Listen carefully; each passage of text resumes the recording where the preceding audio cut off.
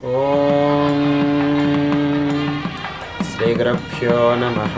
హరి ఓం తత్పురుషాయ విద్మహే మహాసేనాయ ధీమహి తన్నః షణ్ముఖః ప్రచోదయాత్. శ్రీ వల్లీ దేవసేనా సమేత శ్రీ సుబ్రహ్మణ్యేశ్వర స్వామినే నమః. శ్రీ సుబ్రహ్మణ్యేశ్వర స్వామి వారి జననము, కళ్యాణ ఫలము, దాని విశిష్టత క్లుప్తముగా తెలుసుకుందాం. పూర్వమున తారకాసుడును రాక్షసుడు బ్రహ్మ వరమును పొంది గర్వితుడై దేవతలను సర్వలోకములను బాధింపజొచ్చెను.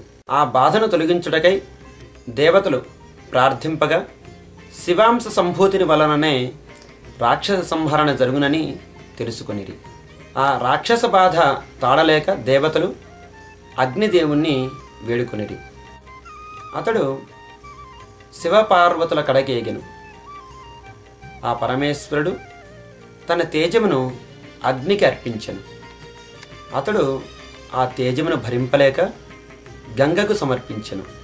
ఆ తేజము శరవణమును చేరి అనగా రెల్లు పొదను చేరి స్వామిగా రూపొందెను.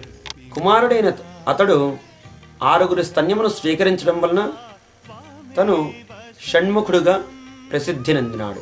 ఆ స్వామి కృత్తికా నక్షత్రమును జన్మించడం చేత కార్తికేయునిగా, గంగోద్భవం చేత గాంగేయునిగా, శక్తి అను ఆయుధమును స్వీకరించడం చేత శక్తిధరునిగా, తారకాసుని సంహరించడం చేత తారకారిగా ప్రసిద్ధి పొంది ఉన్నారు.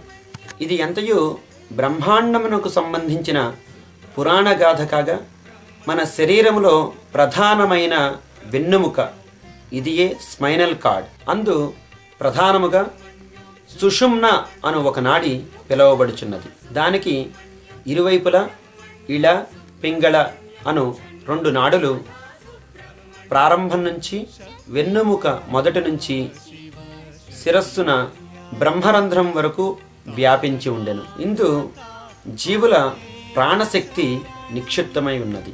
ఆ నాడులను గుర్తించి రక్షించు ఆవశ్యకత ఉన్నది. అట్టి నాడులే భారతీయ సంస్కృతిలో దైవ రూపములుగా గౌరవింపబడుచున్నవి.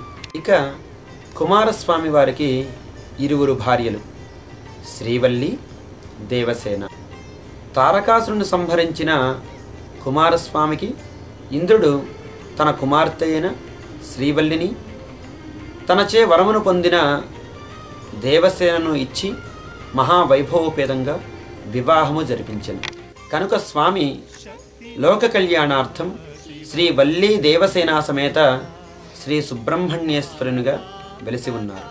ఇటువంటి స్వామి కళ్యాణ సేవ వల్ల జ్ఞానవృద్ధి, కళ్యాణము కోరిన వారికి కళ్యాణము, వంశాభివృద్ధి కోరిన వారికి వంశాభివృద్ధి, మోక్షాన్ని కోరిన వారికి మోక్షప్రాప్తి కలుగును. ఇంతియే కాక కుజదోషములను, నాగదోషములను, కాలసర్పదోషములను, నవగ్రహాది సర్వదోషములను హరింపజేయును. కావున Shri Saibaba temple society of Ohio, Columbus Sai సన్నిధియందు జరుపబడుతున్న మార్చి 19వ తారీఖు శనివారము ఉదయము 10:30 గంటల నుంచి మంగళ స్నానములతో ప్రారంభం చేసుకొని మధ్యాహ్నము 3:30 గంటల నుంచి కళ్యాణ వైభవము, సాయంత్రము 6:30 గంటల నుంచి వ్రత మహోత్సవములు జరపబడుచున్నవి. కనుక ఈ కార్యక్రమానికి తమ బంధుమిత్రాదులతో వీచ్చేసి కార్యక్రమాన్ని తిలకించి స్వామి ఆశీస్సులను పొంది స్వామి తీర్థప్రసాదాలను స్వీకరించ ప్రార్థన.